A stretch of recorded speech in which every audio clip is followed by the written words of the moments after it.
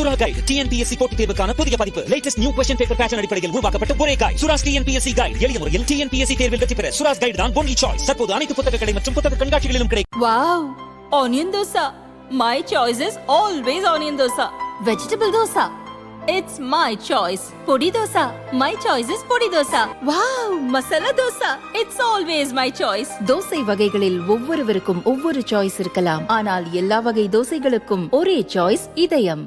கேரளாவில் பினராயி விஜயன் தலைமையிலான Marxist communist கட்சி ஆட்சியில் உள்ளது. திருச்சூரில் உள்ள கருவன்னூர் வேளாண் கூட்டுறவு வங்கி நிர்வாக பொறுப்பில் இருக்கும் மார்க்சிஸ்ட் கட்சியினர் வங்கியில் மோசடியில் ஈடுபட்டதாக குற்றச்சாட்டு எழுந்தது. அந்த வங்கியில் விவசாயிகள் தங்கள் சொத்துக்களை அடமானம் வைத்து கடன் வாங்கினர்.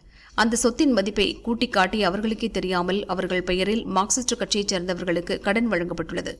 இப்படி கிட்டத்தட்ட 150 கோடி ரூபாய் அளவுக்கு மோசடி நடந்துள்ளதாக குற்றம் சாட்டப்பட்டது. இந்த விவகாரத்தில் சட்டவிரோத பணப்பரிவர்த்தனை நடந்ததாக அமலாக்கத்துறை வழக்குப்பதிவு செய்து விசாரித்து வருகிறது.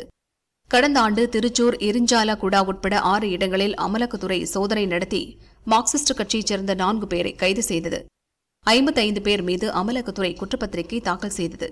இந்த வழக்கில் கைது செய்யப்பட்டவர்கள் திருச்சூர் மாவட்ட மார்க்சிஸ்ட் கம்யூனிஸ்ட் தலைவர்கள் தூண்டுதலின்படிதான் கூட்டுறவு வங்கியில் மோசடி செய்ததாக ஒப்புக்கொண்டு வாக்குமூலம் அளித்தனர். வாக்குமூலத்தின் அடிப்படையில் மார்க்சிஸ்ட் கம்யூனிஸ்ட் கட்சிக்கு சொந்தமாக திருச்சூரில் உள்ள ரூபாய் 10 லட்சம் மதிப்பிலான நிலம், அக்கட்சியின் 5 வங்கிக் கணக்குகளில் உள்ள 63 லட்சம் ரூபாய் வைப்புத் தொகை ஆகியவற்றை அமலாக்கத்துறை முடக்கியது.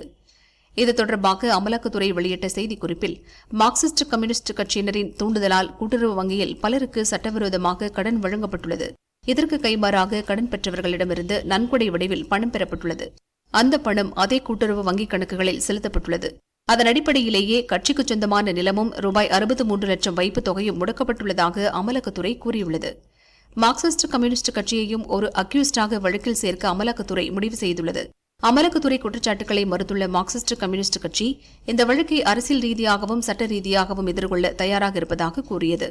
டெல்லி மதுபான கொள்கை முறைகேடு வழக்கில் ஆம் ஆத்மி கட்சியை ஒரு அக்யூஸ்டாக அமலாக்கத்துறை சேர்த்தது. இப்போது மார்க்சிஸ்ட் கட்சியையும் வழக்கில் சேர்க்க முடிவு செய்துள்ளது.